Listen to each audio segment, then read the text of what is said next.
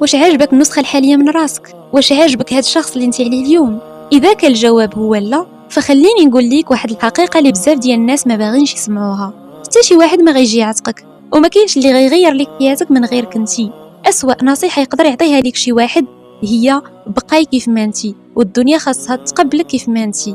هاد الهضرة غير واقعية. إذا كنتي ما كتحمليش النسخة ديالك ديال دابا، نوضي وصنعي نسخة جديدة، نسخة قوية تفتخري بها. حتى المشاهير والناس الناجحين كيديروا هاد الشيء. مثلا أسطورة كرة السلة كوبي براينت قال باللي ملي كيدخل للملعب ما كيبقاش كوبي العادي اللي عنده مشاكل وشكوك وخوف، وكتولد شخصية أخرى سميتها ذا بلاك مامبا. قال ملي كنحط رجلي في التيران كنولي هذيك الأفعى السامة بلاك مامبا.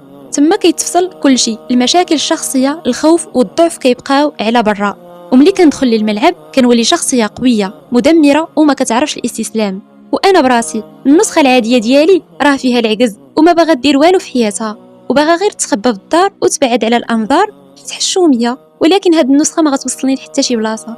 داكشي علاش صنعت شخصيه بديله، شخصيه كتحط اهداف وكتجري من وراهم، كتنوض كدير سبور واخا ما يكونش عندها الكانه، شخصيه كتواجه الانتقادات ديال الناس كل نهار بلا ما تاثر. باش توصلي لهاد النسخه العاليه من راسك خاصك اول حاجه تجلسي مع راسك وتفكري مزيان كيفاش دايره هاد النسخه المثاليه اللي في خيالك وبغيتي تكوني عليها. شنو لابسه، كيفاش دايره تقطيعه شعرها، كيفاش كتهضر، فين كتخرج، وشنو هي الخدمه ديالها. انتي بوحدك اللي عارفه هاد التفاصيل حيت هذه حياتك. ملي ترسمي هاد الصوره في بالك خاصك تبداي تصرفي وتعيشي بحالها من دابا. اذا كانت النسخه المثاليه ديالك كتهتم بصحتها، فملي تنوضي الصباح واخا تعكزي فكري وقولي شنو خاصها النسخه المثاليه ديالي دابا، وغادي تنوضي تمشي لاصال او تاكلي ماكله صحيه. اذا كانت النسخه المثاليه ديال قارئه وذكيه واخا يجيك العجز غتنوضي تقراي كتاب حيت عارفه بلي المعرفه هي السلاح الحقيقي في هذه الحياه.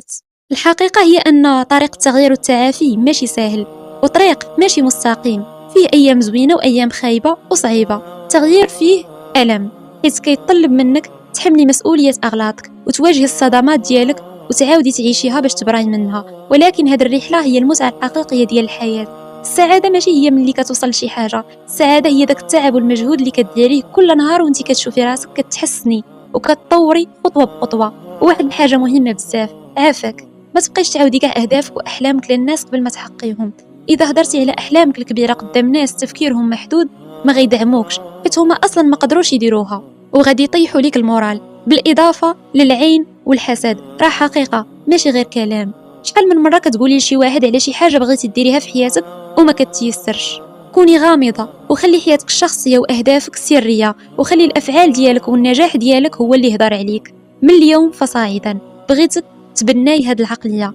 فين ما تحطي شي حاجه او تكوني داخله شي اجتماع او عندك عرض في الدراسه او مشروع او خدمه وكنتي خايفه ومخلوعه، وقفي مقاده، ردي كتافك اللور وقولي شنو غدير اقوى نسخه مني دابا، ودخلي بكل ثقه وكأن كل شيء تما كيبغيكم بهور بيك. اطلبي العون من الله حيت ملي كتدعي الله وتفوضي ليه امرك وتثقي فيه ربي كيسر ليك كاع الاسباب وكيعاونك بسبل ما كنتيش كتخيليها. نوضي دابا، كوني صريحه مع راسك وبداي تصرفي بحال النسخه اللي كتحلمي تكونيها، وحياتك غتبدل بالكامل. في امان الله.